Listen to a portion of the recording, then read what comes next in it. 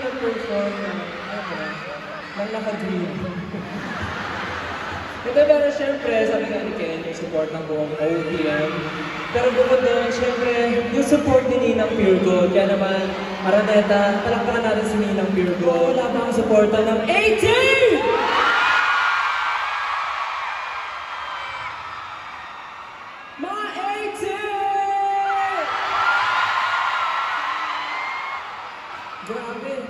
Yung cheer nyo ngayon, alam namin na maririnig namin yan dito sa Pilipinas pag nag-perform na kami sa Lollapalooza. I'm sure, yan yung maririnig namin dito sa Pilipinas once na nandun na kami. Kaya naman maraming salamat po. Agad, in advance, Pilipinas, maraming salamat po. Isa po talaga yung market natin ngayon na maraming salamat po sa mga supportan na kasi hindi po ako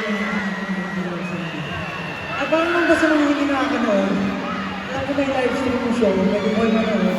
Pero kahit wala kayo doon physically, nagdamdam po namin yung supportan. Maraming salamat kasi habang sinusuporta sa OPM, sa kami ng isang iba. Kanina po ba yung si Princess Ingrid na pinost namin. So yun po, nakita ko yung abangan ng live kay Princess. So sana po na siyempre ang social media para sa mga updates about this. Sana po, we're very excited for it. So sana po kayo. Maraming salamat.